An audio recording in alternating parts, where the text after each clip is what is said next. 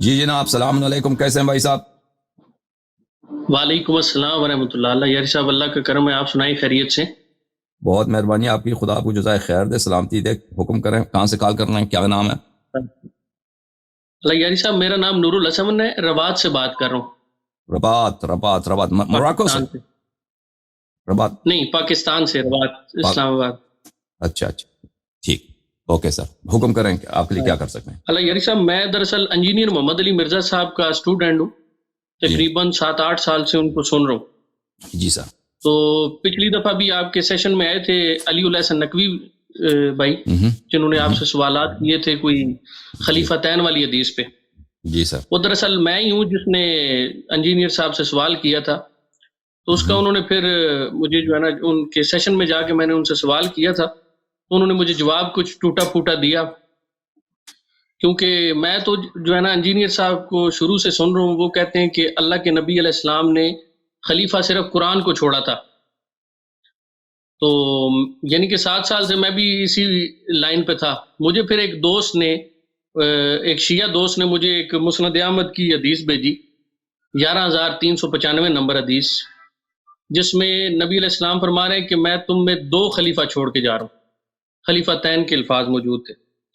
تو میں یہ حدیث لے کے انجینئر صاحب کے پاس پہنچ گیا، یعنی کہ ان کا ایک بلال چینل ہے، اس پہ جا کے میں نے کوشچن کیا ان سے، تو ہفتے بعد ان کا جواب آتا ہے، انہوں نے جواب دیا کچھ، انہوں نے اعتراض کیا کہ یہ حدیث جو ہے نا اس میں طریق بن عبداللہ جو ہے نا القاضی، یہ جو ہے نا جی مدلس ہے اور ان سے روایت کر رہا ہے۔ تو میں نے جو ہے نا پھر ان کو، یعنی کہ جو میرے پاس علم تھا، میں نے ان کو پھر اس کے متبادل جواب بھی دیا تھا کہ اس کی جو ہے نا سما ثابت ہے امام بخاری کی کتاب میں، انہوں نے، امام بخاری نے خود اس کا سما ثابت کیا ہے شریک کا رکین کے ساتھ نا۔ تو اللہ یاری صاحب، میرا سوال یہ تھا کہ میں نے ابھی انجینئر صاحب نے بہرحال مجھے دعوت بھی دی ہے اپنے پاس آنے کی، تو انشاءاللہ میرا کل کا پروگرام ہے ان کے پاس جانے کا۔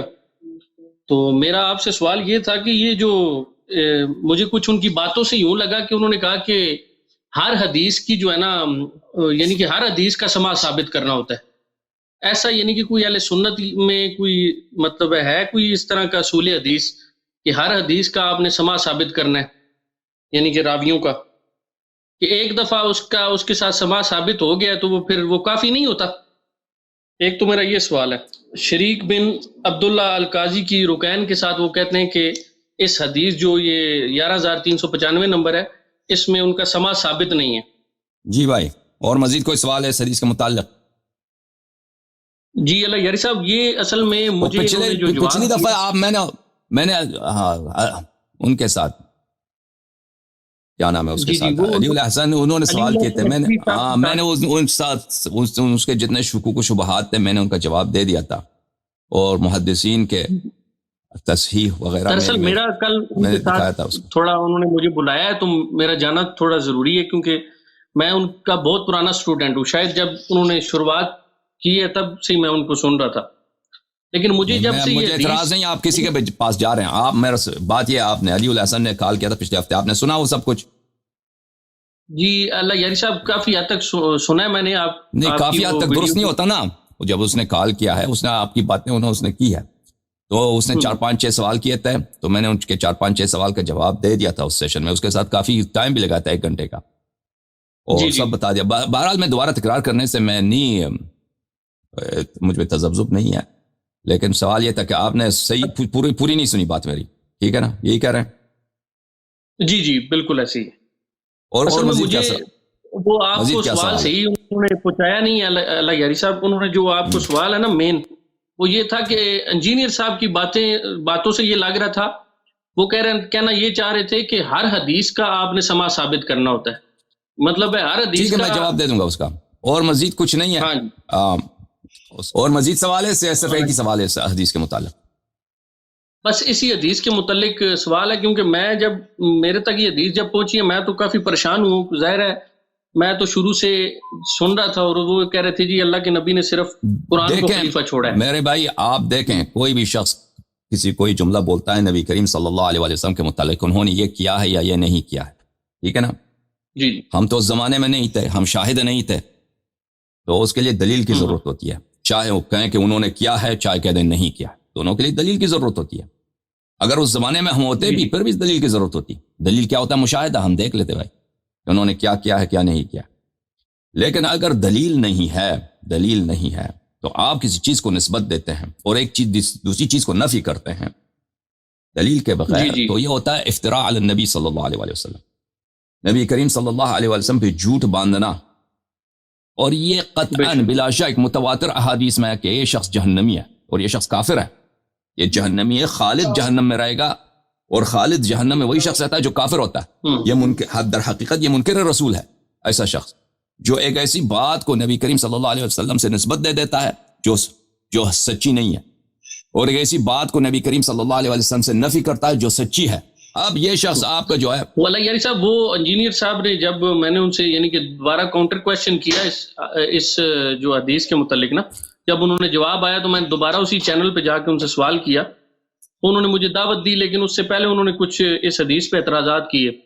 وہ اعتراضات یہ تھے کہ یہ کہنے لگے کہ جی شیخ، ایک میں نے اس حدیث کے جو ریفرنسز دیے تھے نا ان کو، کہ جو ہے نا ان کو علماء نے، امام ایسمی نے جید کہا ہوا ہے اس حدیث کو، اور اس کے بعد پھر انہوں نے کہا کہ جی شیخ زبیر علی زئی کی میں ان کو تحکیم بھیجی اس حدیث پر، انہوں نے بھی سما ثابت کیا ہوا تھا رکین کا، تو اس پہ کہنے لگے کہ جی انہوں نے جہاں رکین کا سما ثابت ہے شریک کے ساتھ وہاں انہوں نے لکھا ہے، اور جہاں نہیں ثابت جو ہے نا وہ انہوں نے ساتھ فٹ نوٹ پہ لکھا ہے اس حدیث کے نا۔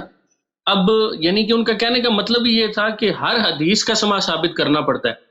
بھائی سمجھ گیا، آپ کیوں اپنی بات تکرار کر رہے ہیں نا؟ مجھے بات کرنے دیں، آپ اپنی بات کو تکرار کر رہے ہیں۔ آپ میری بات سنیں، دیکھیں میں نے آپ کے لیے قاعدہ پیش کیا کہ اگر آپ کہتے ہیں کہ نبی کریم صلی اللہ علیہ وسلم نے فلان کام کیا ہے یا فلان کام نہیں کیا ہے، تو اگر آپ کے پاس دلیل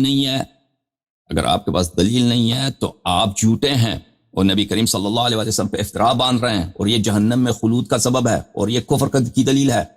اور آپ کے یہ مستری صاحب جو یہ باتیں کرتے ہیں نا کہ نبی کریم صلی اللہ علیہ وسلم نے صرف قرآن کو خلیفہ بنایا، تو قرآن کے علاوہ دوسرے کو خلیفہ نہیں بنایا ہے، یہ افتراء ہے نبی کریم صلی اللہ علیہ وسلم پر۔ یہ کوئی چھوٹی موٹی بات نہیں ہے کہ آپ کہتے ہیں کہ نبی کریم صلی اللہ علیہ وسلم نے کسی کو خلیفہ جانشین نہیں بنایا۔ نبی کریم صلی اللہ علیہ وسلم کی شریعت قیامت تک جانے والی ہے، سب سے اہم مسئلہ، نزاعی مسئلہ امامت ہے، جانشین ہے، کسی کو جانشین نہیں بنایا۔ تو پہلی بات یہ ہے کہ آپ نبی کریم صلی اللہ علیہ وآلہ وسلم نے کسی کو جانشین نہیں بنایا، اس کی دلیل کیا ہے؟ دلیل دکھائیں، کس نے کہا کہ کسی کو جانشین نہیں؟ کوئی حدیث ہے، کوئی روایت ہے کہ ہم کہتے ہیں نبی کریم صلی اللہ علیہ وسلم نے فلان کام نہیں کیا، اس کے لیے دلیل کی ضرورت ہوتی ہے۔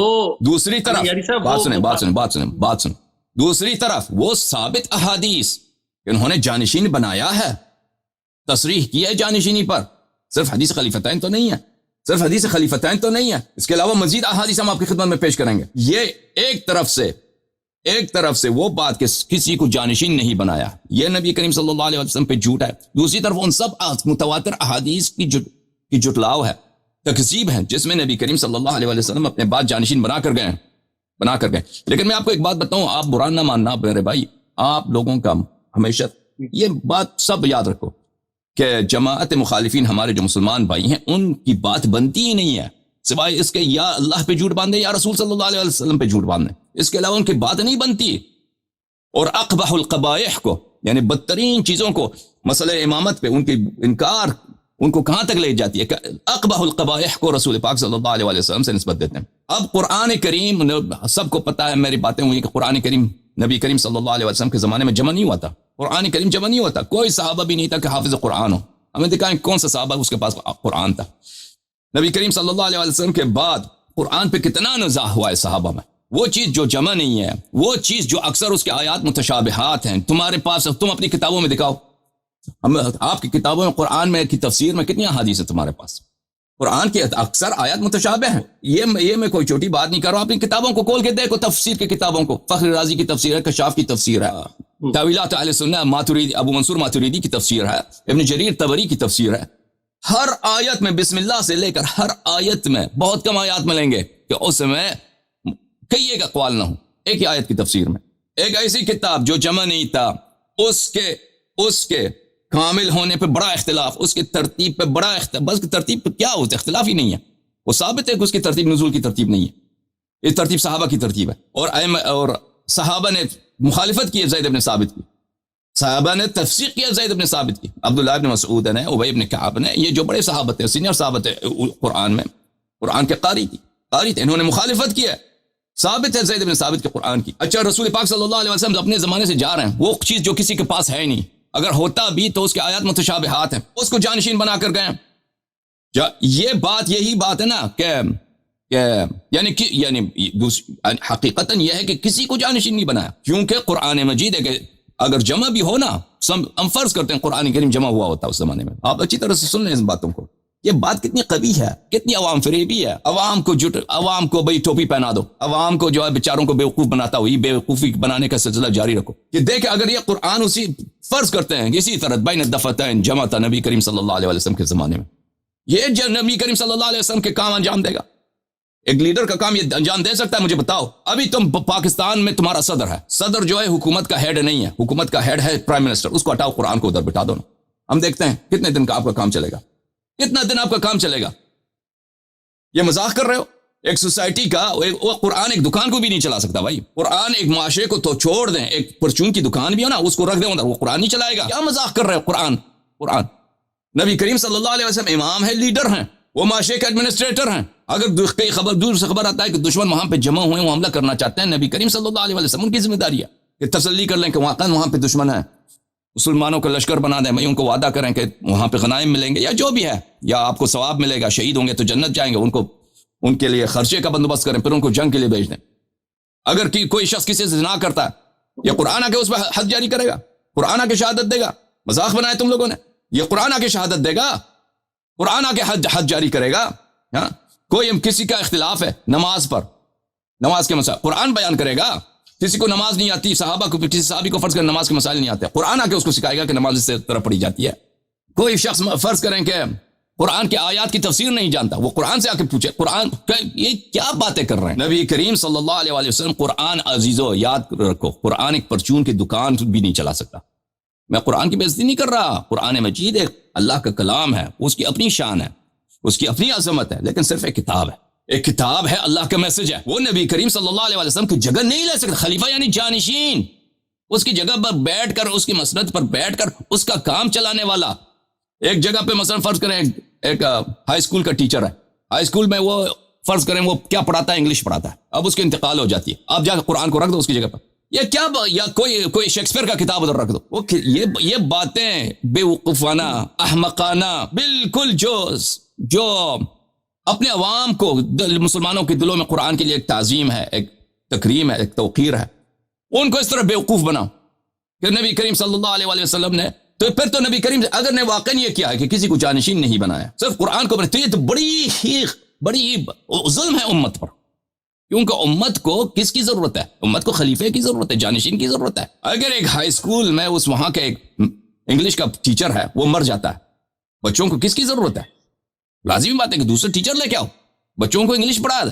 تو اللہ صاحب سوری، وہ میں آپ کی بات کاٹ رہا ہوں، انہوں نے اس کے متعلق بھی فرمایا نا کہ وہ اہل بیت کدھر ہیں، یعنی کہ قرآن تو ہمارے پاس گھروں میں موجود ہے، تو اس ٹائم اگر اللہ کے نبی نے خلیفہ بنایا تھا تو وہ خلیفہ کدھر ہیں؟ بلکہ انہوں نے قرآن سامنے کر کے نا بڑا انہوں نے ویڈیو میں قرآن کر کے کہا جی کہ اہل بیت کدھر ہے، سامنے لائے کدھر ہے؟ ٹھیک، یہ دوسرا سوال ہے جی۔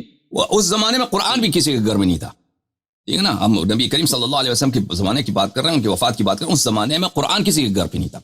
لیڈر کو ضروری نہیں ہے کہ کسی کے گھر پہ ہو، وہ کہاں ہے، یہ دوسرا سوال ہے۔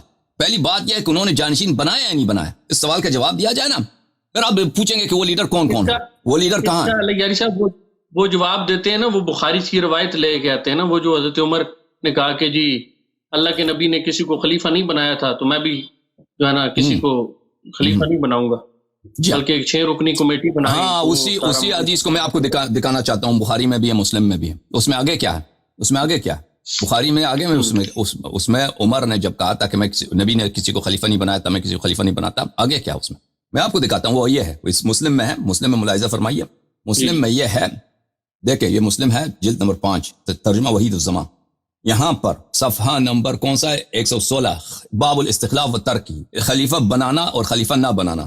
دیکھ رہے ہیں نا، نظر آ رہا ہے آپ کو؟ جی جی خلیفہ بنانا جی جی آ رہا ہے. اور خلیفہ نہ بنانا، خلیفہ بنائیں یا نہ بنائیں. تو یہاں پہ روایت دیکھ لیجئے، میں اختصار کے ساتھ عرض کر رہا ہوں کہ عبداللہ ابن عمر کہتا ہے میں نے اپنے والد کے پاس گیا، میں نے ان سے کہا کہ لوگوں سے میں نے سنا ہے، لوگوں سے ایک بات سنی تو قسم کھالی کہ آپ سے ضرور اس کا ذکر کروں. اس کو کس سے کہہ رہے ہیں؟ عبداللہ ابن عمر اپنے والد سے، یعنی عمر بن خطاب سے یہ بات کہہ رہے ہیں کہ لوگ کچھ باتیں کر رہے ہیں تو میں نے قسم کھایا کہ وہ آپ کو ذکر کروں. وہ کہتے ہیں آپ کسی کو خلیفہ نہیں کریں گے اور آپ کا کوئی اور نہیں کریں گے. یا اب اس کا اپنا جملہ شروع ہو رہا ہے. اگر آپ کا کوئی چرانے والا اونٹوں کا یا بکریوں کا پھر وہ آپ کے پاس چلا آوے اور ان اونٹوں یا بکریوں کو چھوڑ دیں، ٹھیک ہے نا، کہہ رہا ہے کہ اگر آپ کا ایک چرواہا ہے، اس کی ذمہ داری آپ نے رکھا ہے کہ بھئی یہ میرے اونٹ ہیں، میرے یہ گدے ہیں، یہ جو میرے بکریاں ہیں، ان کو آپ چرائیں، تو وہ اس کو صحرا میں چھوڑ کے آپ کے پاس چلا جاتا ہے. زیادہ عرصے کے لیے نہیں، مثلا ایک دن کے لیے آ جاتا ہے آپ کے پاس، وہ بھی وہ چر رہے ہیں صحرا میں. تو آپ یہ سمجھیں گے کہ وہ جانور برباد ہو گئے ہیں. اس صورت میں وہ جانور برباد ہو گئے. آدمیوں کا خیال تو بہت زیادہ ضروری ہے، یہ تو جانوروں کی بات ہو رہی ہے. عبداللہ ابن عمر اپنے والد سے کہہ رہے ہیں کہ آپ تو کسی کو خلیفہ نہیں بنانا چاہ رہے، لیکن اگر آپ کے ایک چرواہا ہو، چرواہا وہ اس طرح نہیں کہ مستقل چلا جائے ہمیشہ کے لیے، پرماننٹلی نہیں، ایک دن کے لیے بھی آ جائے نا، بکریوں کو اس نے صحرا میں چھوڑ دی، کھیتی میں چھوڑ دی، تو آپ کہیں گے کہ یہ تو اس نے ضائع کر دی میرے جانوروں کو. انسانوں کا خیال تو بہت ضروری ہے. میرے اس کہنے سے ان کو خیال ہوا اور ایک گھڑی تک سر جھکاتے رہے، پھر سر اٹھایا اور کہا اچھا. یہاں پر ترجمے میں سے انہوں نے ایک جملہ اٹھایا ہے، قال فوافقہ قولی. یہ ان ترجمے والے وحید الزمان نے اس جملے کو ہٹا دیا ہے. وافقہ قولی کا مطلب یہ ہے کہ عمر نے میری بات سے موافقت کی. پھر اس نے سر نیچے کیا، سر نیچے اٹھانے کے بعد کہا کہ اللہ جل جلالہ اپنے دین کی حفاظت کرے گا اور میں کسی کو خلیفہ نہ کروں تو رسول اللہ صلی اللہ علیہ وسلم نے کسی کو خلیفہ نہیں کیا، اور میں خلیفہ کروں تو ابو بکر نے خلیفہ کیا. ٹھیک ہے نا، تو ابو بکر نے خلیفہ کیا. کہنے کا مقصد یہ ہے کہ اب عمر نے خود اعتراف کیا ہے، اور اس کے بیٹے نے کہا ہے کہ اگر کوئی چرواہا ہے وہ جانوروں کو ایک دن کے لیے بھی چھوڑ دیتا ہے بغیر کسی خیال رکھنے والے کا، تو آپ یہی کہیں گے کہ اس نے خیانت کی، اس نے غداری کی. یہ تو انسانوں پورے اسلامی معاشرہ ہے، یہ تو اس سے زیادہ اہم ہے. آپ اس کو چھوڑ کے جا رہے ہیں بغیر کسی لیڈر کے. تو عمر نے اس سے موافقت کی. اور یہ بات جو ہے نا خب ہے عدم استخلاف، کہ کوئی شخص چلا جائے اس کے لیے کوئی جانشین تعین نہ کرے اور کوئی طریقہ بھی نہ بتائے کس طرح سے تعین کرو، اور کوئی وہاں پر کوئی میکانزم بھی نہ رکھے، اور یہ بھی پتہ ہو کہ بعد میں اس مسئلے پہ اختلاف بھی ہوگا، اور پتہ بھی ہے کہ ان کو امام کی سخت ضرورت ہے، اس معاشرے کو امام کی سخت ضرورت ہے. میں آپ کو اجازت دیں، میں آپ کو ایک مزید روایت دکھا دیتا ہوں. دیکھیں کہ کس طرح مسلمانوں کو امام کی ضرورت ہے نبی کریم صلی اللہ علیہ وآلہ وسلم کے بعد. اچھا یہ عزیزو، یہ کتاب ہے مسلم، صحیح مسلم حجاج قشیری نیشابوری کی کتاب ہے. لہذا فرمائی صحیح مسلم ہے، یہاں پر چھاپ دار الفکر، یہاں پر صفحہ نمبر 184 میں، صفحہ نمبر 184 کتاب الحیث میں باب التیمم ہے، باب التیمم. یہاں پر یہ حدیث ہے، حدیث نمبر 368. عبد الرحمن ابن ابزہ اپنے والد سے روایت کرتے ہیں کہ ایک شخص عمر کے پاس آئے، اس نے کہا انی اجنبت فلم اجد ماء، میں جنب ہو گیا ہوں، مجھے پانی نہیں ملا. اچھا، اس کا حکم قرآن میں بہت واضح ہے، ان کنتم جنبا فطہروا، بلے وان کنتم جنبا او ان کنتم مرضى او لامستم النساء فتيمموا صعيدا طيبا. قرآن مجید کا واضح حکم ہے کہ اگر تم مریض ہو، یعنی پانی آپ کے لیے مضر ہے، ضرر دے رہا ہے، یا لامستم النساء، تم نے عورتوں کے ساتھ جماع کیا ہے، لمس کرنا یہ کنایہ ہے قرآن مجید کا، اس سے جماع کرنے سے، کہ اگر آپ جنب ہیں. اس کے متعلق مفسرین کے بہت سارے باتیں ہیں کہ لامستم النساء سے مراد یہی ہے کہ اگر آپ جماع کرتے ہیں اپنے خاتون کے ساتھ، پانی نہیں ہے، فتیمموا صعیدا طیبا، پاک مٹی سے تم تیمم کرو. یہ قرآن کی واضح فرمان ہے. اچھا، تو اس شخص نے، اس مسلمان کو نہیں پتا تھا کہ پانی نہیں ہے تو میں نماز کے لیے کیا کام کروں. تو عمر نے اس کو کیا حکم دیا، قال لا تصلی، اس کے بجائے کہ اس کو بولتا کہ تو تیمم کر، اس کو بولا نماز ہی چھوڑ دے. عمار نے اس سے کہا کہ کیا آپ کو یاد نہیں ہے کہ میں اور آپ ہم ایک لشکر میں تھے، اور اس زمانے میں عمر خلیفہ تھا. یعنی یہ سوال جواب جو ہے خلافت کی بات ہو رہے ہیں.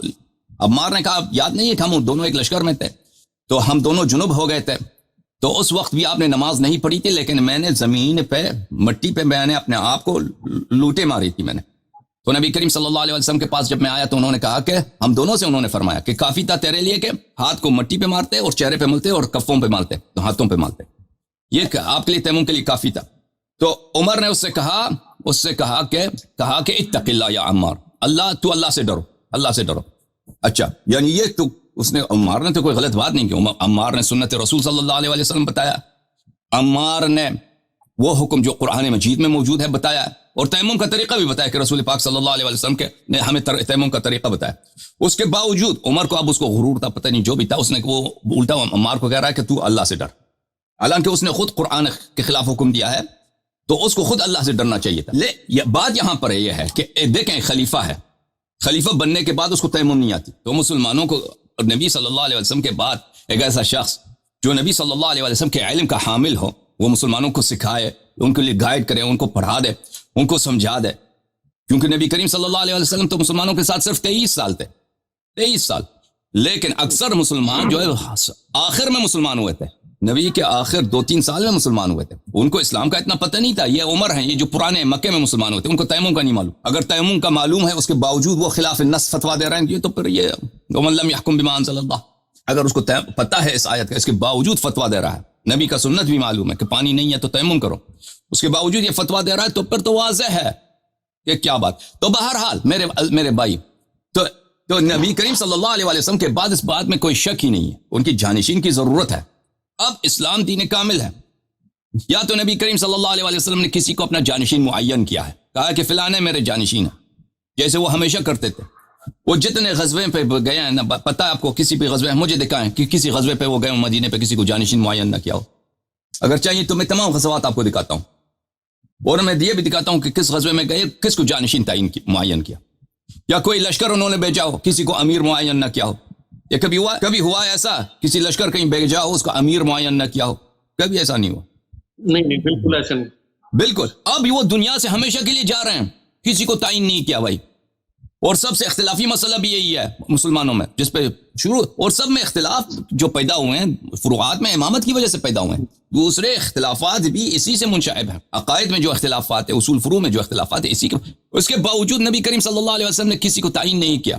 یہ ایک ایسی قبیح بات ہے جو مولوی مرزا صاحب نسبت دے رہے ہیں کس سے؟ رسول اللہ صلی اللہ علیہ وسلم سے. نہ صرف ان سے، اللہ سے بھی نسبت دے دیا جا رہا، اللہ سے بھی نسبت دیا جا رہا ہے ایک قبیح کام کو. یہ بھائی آپ کرسچن سے بھی پوچھیں نا، وہ کہہ دیں گے، وہ یہودی نصرانی وغیرہ، وہ نبی صلی اللہ علیہ وآلہ وسلم کو وہ نبی نہیں مانتے، لیکن ان کو بہت ہی عاقل شخص مانتے ہیں، بہت مدبر شخص، حکیم شخص مانتے ہیں، دور اندیش شخص مانتے ہیں. یہ لوگ کہ بہت عظیم شخص انسان تھے دنیائی لحاظ سے، وہ کہتے ہیں وہ ان کے نزدیک نبی نہیں ہے. تو یہ کام جو ایک چرواہا نہیں کر سکتا، خود عمر اعتراف کر رہا ہے کہ ایک چرواہا جانوروں کے ساتھ کر دے تو اس نے ظلم کیا ہے. تو اسی کو یہ نسبت دے رہے ہیں کہ رسول پاک صلی اللہ علیہ وآلہ وسلم نے اب پورے، اور نہ صرف انہوں نے، نہ اللہ نے بھی، قرآن نے بھی پورے امت کے ساتھ کیا. یعنی اگر یہ کہنا کہ نبی کریم صلی اللہ علیہ وسلم نے صرف قرآن کو خلیفہ بنایا، میرے بھائی انور الحسن بھائی سنیں، میں نے کہا عرض کی خدمت، قرآن ہمارے سر آنکھوں پر، قرآن پہ ہماری جان فدا، قرآن کے ایک ہر حرف پہ ہماری جان فدا. اللہ کا کلام ہے، اس کی بے احترامی کرنا کفر ہے. لیکن میرے بھائی یہ بات بدی ہے، قرآن ایک پرائمری اسکول کو بھی نہیں چلا سکتا. آپ کسی دن ٹیچر کو کمرے سے نکال دینا پرائمری اسکول میں، اسکول کو چھوڑیں، ایک کلاس روم میں جہاں پہ 10 بچے پڑھ رہے ہیں نا، وہاں پہ قرآن کو رکھ دیں کہ یہ آپ کو پڑھا دے گا، یہ جو ہے وہ کنٹرول کرے گا کلاس کو. وہ کچھ بھی نہیں کرے گا بھائی.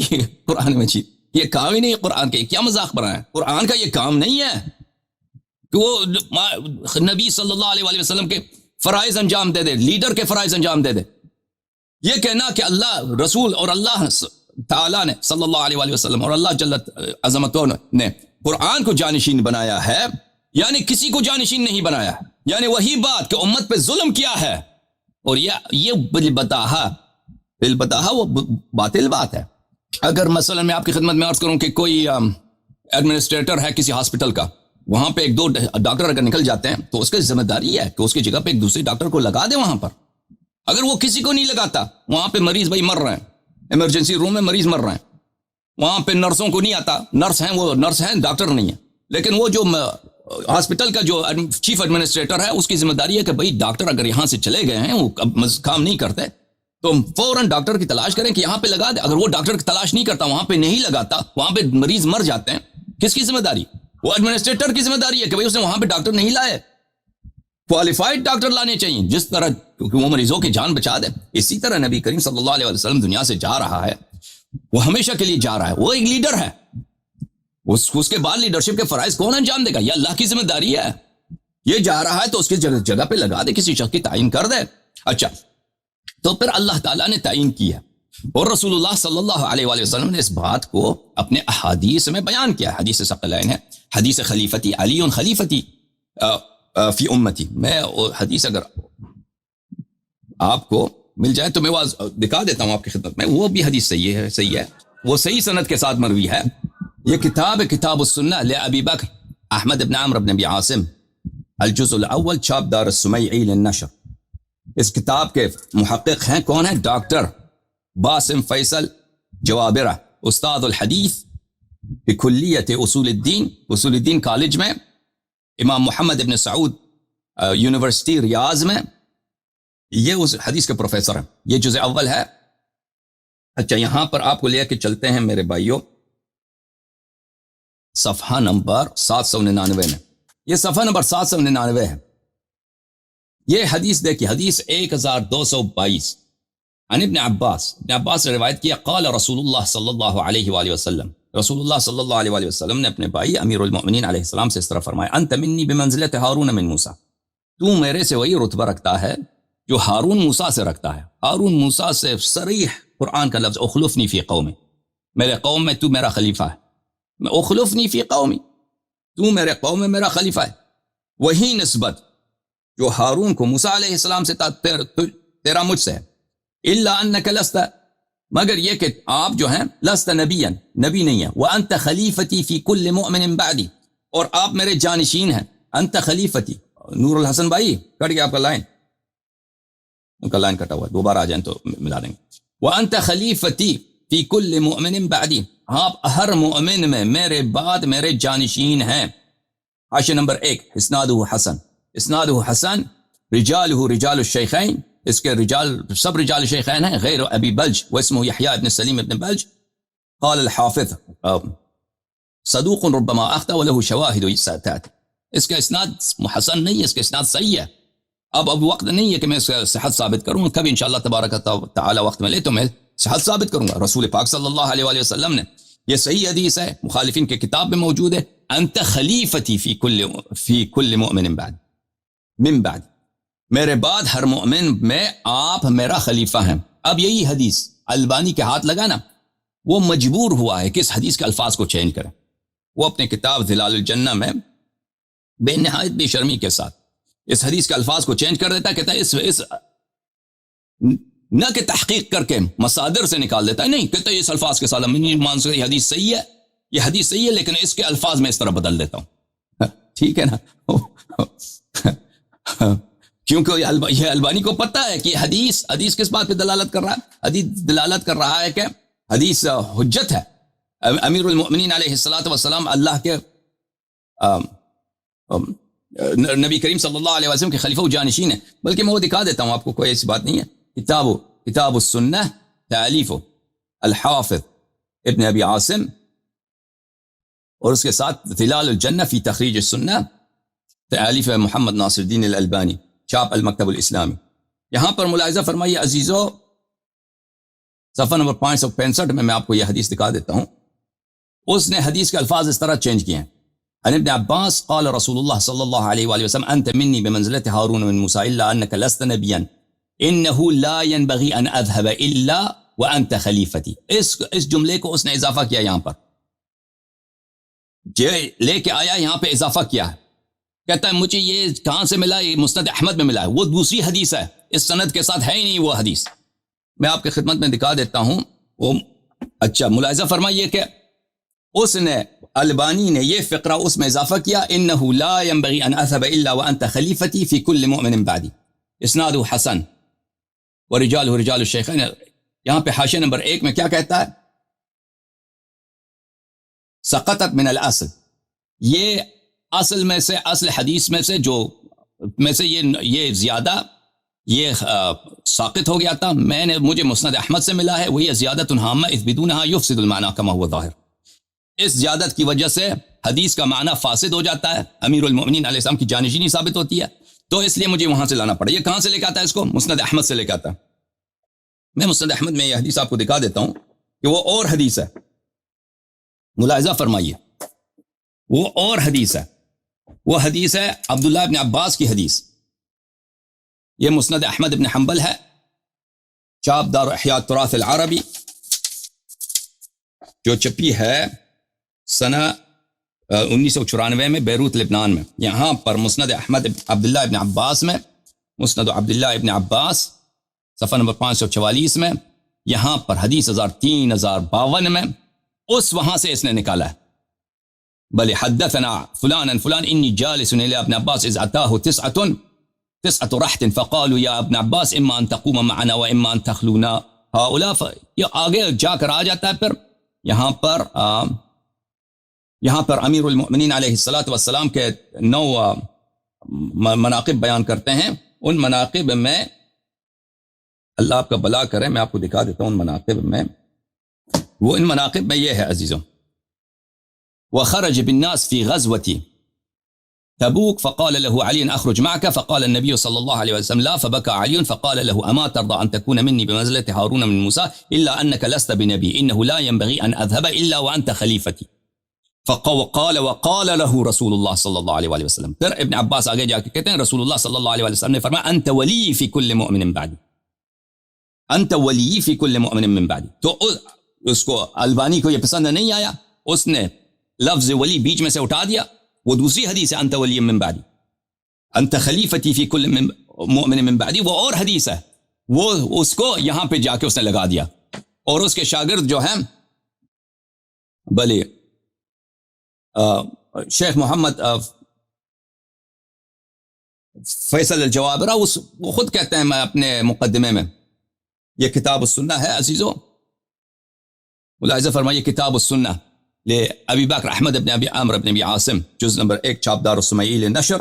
یہاں پر اپنے مقدمے میں ملاحظہ فرمائیے, بلی میں آپ کو دکھا دیتا ہوں اپنے مقدمے میں صفحہ نمبر 8 میں, هذا وقد طبع کتاب السنہ للمرة الاولى قبل نحو من 20 عاما. بلی کہتے ہیں آج سے 20 سال پہلے کتاب السنہ پہلی دفعہ چھپی ہے, اور اس کے ساتھ شیخ البانی کی تخریج جو ہے, شیخ البانی کی تخریج بھی چھپی ہے, میرے اس کے استاد ہے. فلما خرجت هذا الاحاديث وجدت فيها سقطا وتحريفا ليس بالقليل سواء في الاسانید والمتون.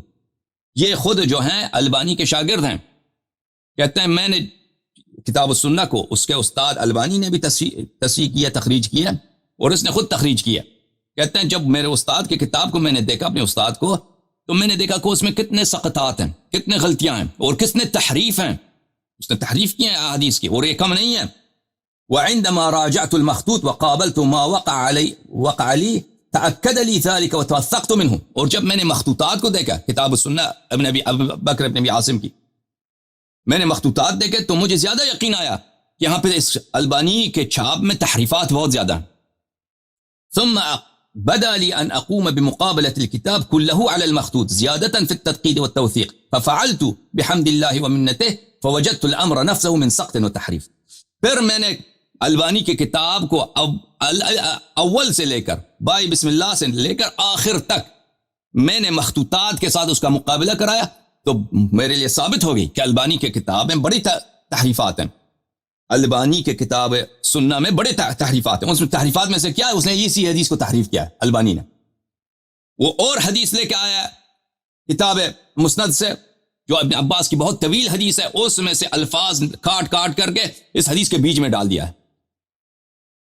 وہ کیا ہے عزیزو, آپ کی خدمت میں عرض کریں کہ کون سی حدیث ہے. ابھی ہمارے بھائی نور الحسن صاحب تشریف لا رہے ہیں, تو ان کے ساتھ گفتگو کریں گے. وہ یہ ہے کہ رسول اللہ صلی اللہ علیہ وآلہ وسلم نے فرمایا انت منی بمنزلت ہارون من موسیٰ الا انک لست نبیا وانت خلیفتی فی کل مؤمن بعدی. انت خلیفت, وہ حدیث حسن ہے, اور حدیث حسن حدیث صحیح کے اقسام میں سے ایک ہے. آپ میرے خلیفہ ہیں ہر مومن پر میرے بعد. تو کہنے کا مقصد یہ ہے عزیزوں کہ رسول پاک صلی اللہ علیہ وسلم نے جانشین تعین فرمایا کیوں کہتے ہیں جانشین تعین نہیں کیا؟ انت ولی فی کل مؤمن من بعدی، یہ بھی جانشینی کی میرے بعد آپ ہر مومن کے ولی ہیں. یہ ہو ہی نہیں سکتا کہ نبی صلی اللہ علیہ وسلم کے وفات کے بعد وہ مومنین کے ناصر بن گئے، ان سے پہلے ناصر نہیں تھے، دوست نہیں تھے. انت ولی فی کل مؤمن من بعدی، یہ بھی ولی سے واضح قرینہ ہے. من بعدی یہ واضح قرینہ ہے کہ میرے بعد آپ مومنین کے سرپرست ہیں. اچھا اب میرے بھائی چلے گئے، ان کا سوال جو تھا کہ ہر حدیث کے لیے سماع کیا ضروری ہے. تو اس سوال کا جواب میں نے پچھلے ہفتے دے دیا تھا آپ کی خدمت میں. شریک کے متعلق جب سوال کیا گیا تھا کہ بات یہ ہے، میرے بھائی نے اچھی طرح وہ سنا نہیں تھا میری باتوں کو، وَإِلَّا یہ سوال نہ کرتے کہ شریک ابن عبداللہ النخعی، حافظ ابن حجر نے ان کے متعلق یہی فرمایا کہ یہ کان یتورع من التدلیس، یہ مدلس نہیں ہے، اور تدلیس کا جو ٹپا ہے ان پہ ثابت نہیں ہے. میں نے آپ کی خدمت میں یہ بہت واضح الفاظ میں کہہ دیا کہ ان کئی سو سال کے بعد لوگوں نے ان کو پہ ٹپا لگایا کہ مدلس تھے. تو یہ باتیں کہ ایک شخص دنیا سے چلا جاتا ہے 200 سال کے بعد کوئی کہتا ہے یہ مدلس ہے، اس کی بات کی کیا ویلیو ہے؟ ٹھیک ہے نا. اپنے زمانے میں جتنے لوگ تھے انہوں نے اس کی توثیق کیا، تعریف کیا، اور بعد میں آنے والے اس کسی نے کہا کہ مدلس ہے. ملاحظہ فرمائیے عزیزو، یہ کتاب تعریف اہل التقدیس بمراتب الموصوفین بالتدلیس، تعریف الحافظ ابن حجر، تحقیق و تعلیق دکتور عبداللہ ابن عاصم ابن عبداللہ القریوطی، مدینہ منورہ میں، یہ کلیت الحدیث میں، جامعۃ الحدیث میں، حدیث کے کالج میں، وہاں پر یہ پروفیسر ہیں. اچھا یہاں پر یہ کتاب عمان میں چھپی ہے، اردن میں. یہاں پہ ملاحظہ فرمائیے اس کے مقدمے میں، اس کتاب کے مقدمے میں حافظ ابن حجر جو لوگ جن کے متعلق تدلیس کا ٹپا ہے، تدلیس کی ذکر ہے ان کے متعلق، تدلیس کی جرح ہے ان پر، ان کے 3 اصناف بنائے. ایک صنف ہے کہ ان کو بہت قلیل لوگوں نے کہا کہ وہ مدلس ہیں. ایک دوسرا طبقہ وہ ہے جو بلے من احتمل الائمہ تدلیسہ، ائمہ نے کہا کہ شاید یہ مدلس رہے ہوں. وَأَخْرَجُوا لَهُ فِي الصَّحِيحِ لِإِمَامَتِهِ، اور اس کے لیے بخاری مسلم میں، صحیح سے مراد بخاری مسلم لیتے ہیں، بخاری مسلم میں اس کے احادیث نقل کی ہیں، اس کے باوجود کہ بعض لوگوں نے کہا کہ یہ مدلس ہیں، ان کے احادیث نقل ہوئے ہیں. وَقِلَّةُ تَدْلِيسِهِ، اور اس لیے کہ ان کے تدلیس بہت کم ہے. کون ہے؟ مثلا سفیان ثوری ہے، ان کے متعلق کہا گیا کہ یہ مدلس ہے، لیکن وہ یہ ان کے متعلق ہم اس تعین کی پرواہ نہیں کرتے، یہ تعین غیر مسموع ہے. تو پھر اس کے بعد عزیزو یہ اور تیسرا وہ طبقہ ہے جو کثیر التدلیس ہے، ان کے احادیث میں ضروری ہے. تیسرا طبقہ ہے جو کثیر التدلیس ہے، ان کے احادیث میں ضروری ہے کہ وہ تصریح بالسماع ہوں ان کے احادیث میں. پھر اس کے بعد جا کر وہ مرتبہ اولا میں 30 لوگوں کو گنتے ہیں، پھر مرتبہ ثانیہ میں اس میں بھی 33 نفسا، پہلے طبقے میں، پہلے صنف میں کتنے لوگ؟ 33 لوگ، ٹھیک ہے نا، 33 نفسا. دوسرے میں کتنے لوگ؟ یہاں پہ بھی کہتے ہیں 33 لوگ ہیں دوسرے صنف میں، اور اس میں نمبر 34 سے شروع ہوتے ہیں، پھر اسی میں آ جاتے ہیں نمبر 56 میں، نمبر 56 میں 56 میں کہ اسی دوسری صنف میں آ جاتا ہے شریک ابن عبداللہ النخعی القاضی المشہور، مشہور کان من الاثبات، یہ ثقات میں سے تھے. کان یتبرع من التدلیس، یہ تدلیس سے بری تھے. ونسبہ عبد الحق فی الاحکام، عبد الحق الاشبیلی کتاب احکام میں سنہ 500 سنہ 600 میں اس نے نسبت دیا، اور یہ شخص ہے متوفا، عبداللہ جو ہے شریک ابن عبداللہ متوفا ہے سنہ 177 یا 175. اشبیلی جو سنہ 600 کے بعد آیا اس نے نسبت دیا ہے بھائی بلی کہ مدلس ہے. اور اس سے پہلے دارقطنی نے بھی کہا کہ مدلس ہے. دارقطنی کی کتاب میں ہم نے نہیں دیکھا، شاید وہ ہو سکتا ہے ابن حجر نے دیکھا. دارقطنی بھی 4 صدی کا آدمی ہے، 200 سال کے بعد آیا ہو، اس نے نسبت دیا کہ یہ مدلس تھا. تو بہرحال یہ دوسری طبقے میں ہے. اب پہلی بات یہ ہے کہ تدلیس کا ٹپا اس پہ ثابت نہیں ہے. دوسری بات واضح طور پہ کہہ رہے ہیں کہ یہ تدلیس کا ابن حجر نے کیا کہا؟ ابن حجر نے تدلیس رد کیا، کہا یتبرع من التدلیس، یہ تدلیس سے بری ہے. اور پھر اس کے علاوہ عبد الحق اگر تدلیس کا ثابت بھی ہو تو اس کی تدلیس سفیان ثوری جیسی تدلیس ہے. اگر ثابت بھی ہو تو یہ قلیل التدلیس ہے، سفیان ثوری جیسا ہے کہ اس کے لیے سماع کی ضرورت کہ اس کے لیے بھائی اس کی حدیث صحیح میں شمار ہوتا ہے، اور اس کے لیے وہ اس صنف میں نہیں ہے جس کے میں ضروری ہے کہ سماع کی تصحیح کرے. اب ان کا جو سوال ہے نا کہ اگر ایک شخص مدلس ہے کیا ضروری ہے کہ ہر حدیث میں وہ تصریح کرے کہ سمعتو؟ تو میرے بھائی یہ کوئی روایت حدیث تو نہیں ہے کہ اگر ایک شخص مدلس ہے تو وہ کیا کرے, اس کے حدیث کو ہم کیسے جانچ پڑتال کریں؟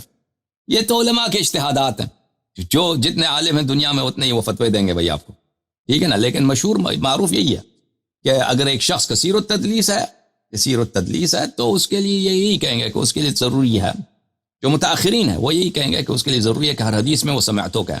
لیکن بہت سارے لوگ ہیں اس بات کو نہیں مانتے کہ وہ اس کو نظر انداز کر دیتے ہیں, یعنی وہ حدیث کے متن کو دیکھتے ہیں, حدیث کے متن پسند آ جائے تو کہتے ہیں کوئی بات نہیں, حدیث کے متن کو دیکھتے ہیں, پسند آ جائے نا اس کے شہوت کے مطابق ہو, تعصب کے مطابق ہو, تو کہیں گے کو سماع کی ضرورت نہیں. بہرحال عزیزو, تھینک یو سر آپ سب کا, خدا آپ کو جزائے خیر دے.